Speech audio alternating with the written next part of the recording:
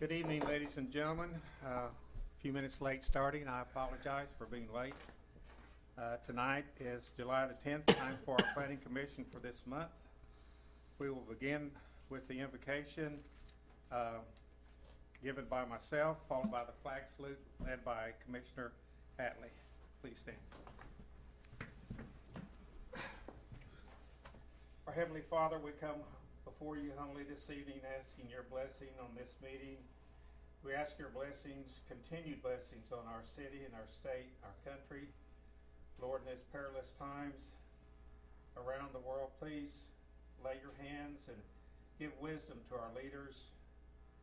Protect those who are protecting us, our service people, our first responders, men and women. Lord, be with us. We thank you for this beautiful weather and beautiful day. We ask these things in thy name. Amen.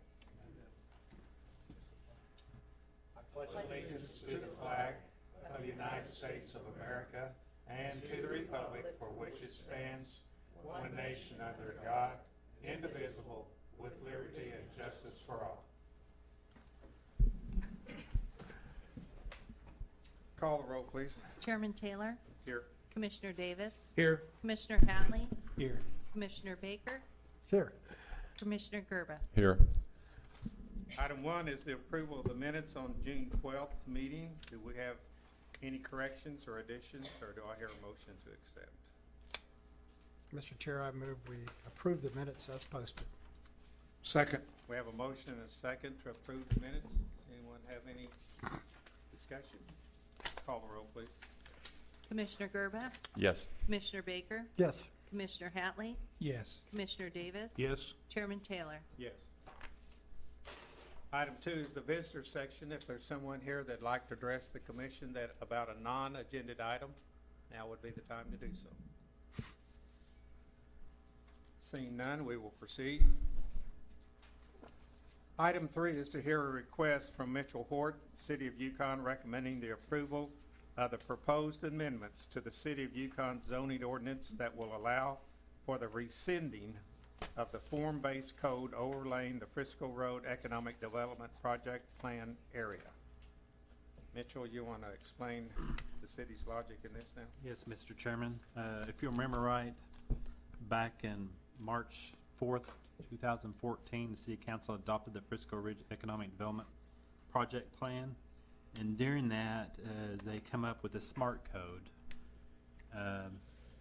In March 17, 2015, we thought at the time that that was going to be the way to go for development, something interesting and different. But what we found out during this process, that the developers have basically stated to us that the Yukon market is not ready for this type of development. The lack of interest in this smart code overlay has kind of brought some concern to staff, so we reviewed this, and what we're proposing is to remove this restriction because what's happening is the developers are going across 10th Street and looking at other opportunities because of the cost of dealing with this.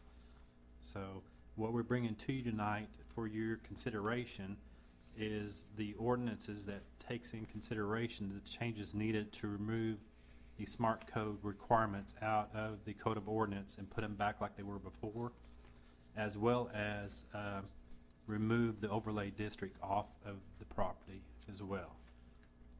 That's all included in this. This is all included in this.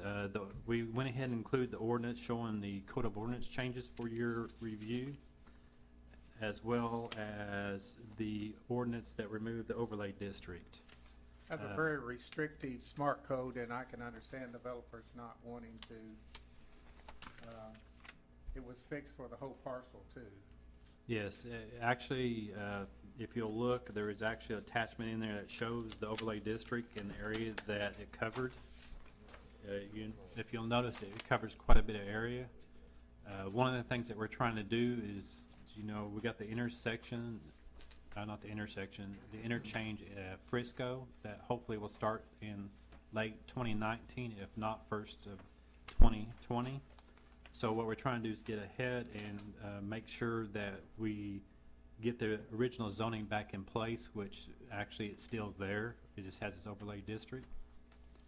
So it was a large area, and the concern is if we don't make the necessary changes, then of course, west of Frisco would be an opportunity because most of that lies within the city of Oklahoma City limits. So we want to be on the same level playing ground when that interchange goes in.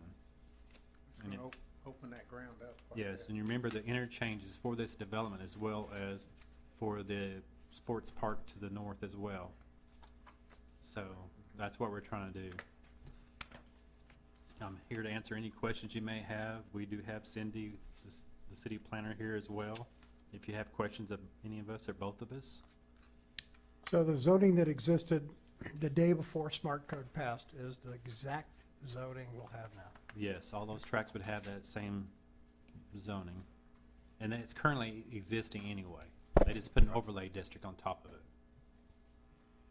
Now, Mitchell, correct me if I'm wrong, the whole thing with Smart Code was essentially to kind of make a unified, with this development, wasn't the intent to make it as kind of unified and as kind of one, instead of making it ad hoc, one appearance, one kind of standard for the entire area? That's pretty much why this looked so desirable initially? Yes, they wanted something a little bit different, form-based code, you know, allow some ability to alter the design. What I would think of it as is it's a downtown and then you build out from there. You know, the old downtown square, 2, 3-story buildings, 4-story, and then you work out from there to 2-story and then single-family dwelling. So it's kind of like a little community to itself is the way I kind of thought of it and the way that you talk about transects. And in your opinion, it probably would tend to work better, let's say in an urban setting or someplace, let's say where you're maybe reclaiming an area or versus a brand new development of this type? Some of the comments that we've had from developers that the density is not correct for this type of development. And then one of the other comments is that we need a heavy hitter developer to come in to start something like this because it's going to take a lot of money at the first to build the town square or whatever from there and then work out. So those were concerns that, you know, they don't want to invest that kind of money. And then of course you look across 10th Street, what they're doing, you know, the per square foot costs are totally different. Sure. So we'd be pricing ourselves out of the markets what we felt like. Is the incremental tax situation still gonna stay in effect that? The TIF district's still in place. It still has the same requirements that it always had, so that will never go away. Okay. Any other questions of the commissioners? Would someone care to read the? I'll read this. In the case of the request for rescinding of the Smart Code and the Urban Gateway Overlay, we have read the staff report and received testimony at the public hearing. We find ourselves in agreement with staff recommendations in this report and the accompanying memorandum. I move that the City of Yukon Smart Code and Urban Gateway Overlay be recommended to be rescinded by City Council through adoption of the attached ordinances. I'll second. We have a motion and a second to approve this item 3. Is there further discussions or questions from anyone in the audience? Further discussions up here? Seeing none, call the roll, please. Chairman Taylor, Yes. Commissioner Davis, Yes. Commissioner Hatley, Yes. Commissioner Baker, Yes. Commissioner Gerber. Yes. Item 4 is to hear a request by Jim Niles for a reverse lot split on Lot 9 and 10 of the Legacy Lakes Addition, better known as 316 Caitlin Court and 312 Caitlin Court, Yukon, Oklahoma. Mr. Niles. Say your name and address, please, for the record. James Niles. Address, you say? Yes, so we asked for the address? Yes. 9840 Stonebridge Drive, Yukon. Okay, thank you. The request for the lot split is the landowner that's living in the existing lot wants to put a swimming pool and another garage and a workout room on the lot beside. And by doing the reverse lot split, this will conform with the PUD and the city requirements for the coverage on the lot. That's what the request is for. Okay. We've done these many times before. Right. Does anybody on the commissioners have any questions for Mr. Niles? The only one I have is I'm assuming the pool is going in on the east side of the rec room and the garage. I imagine it'll be a kidney-shaped pool. Mhm. We'll probably take both of it, yes. Okay, thank you. Because I understand that there'll be a breezeway or something. Tied to the building and the existing garage or house that is in there now. Mitchell staff doesn't have a problem with this, correct? No, if you'll notice, the only comment we had, that the planner had, is it has to comply with the Legacy Lakes PUD as revised July 10th, 2013. Okay. I guess she's making sure that the extra garage and is it a workout room, you said? It's gonna Yeah, comply. That's what that's It'll about. be like a cabana with Okay. an exercise area. Is it gonna be on the other side of the pool from the house, or is it close It's to? on the drawing there. Oh, I'm sorry. I'm not sure exactly what Oh. it's gonna be, but it's gonna be tied together there.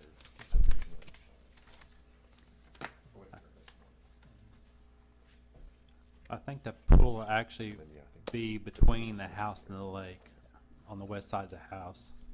Okay. Oh, west side, okay.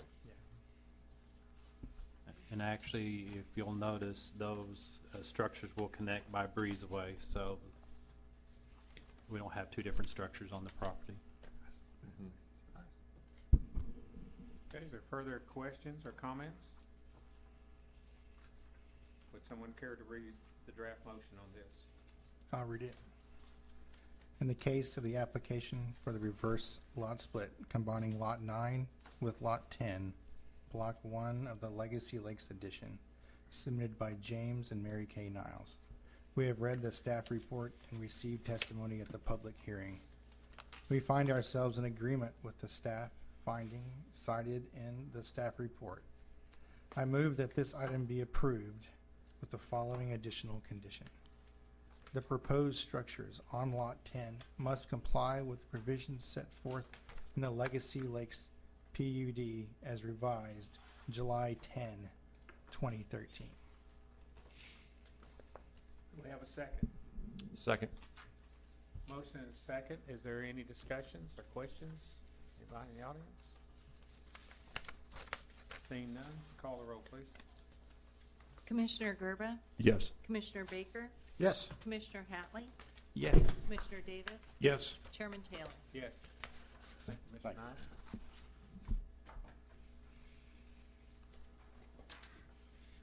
Any new business tonight? Mr. Chairman, no new business. Okay, open discussion from the commissioners. I personally would like to say thank you to the city staff, each and every volunteer that made 4th of July. It was a wonderful experience. I don't believe I've ever seen, well, I've never seen any more people than that was there. It seemed like it was the largest crowd we've ever had. And other than being a little wet on Monday night, it was a great weekend, or a great time together, and the fireworks were fantastic. Well, I'd like to wish Commissioner Baker a happy birthday. Thank you. You're Oh, welcome. that's nice. Any other discussion? Our next meeting will be August the 14th. I promise to be on time. Adjourned.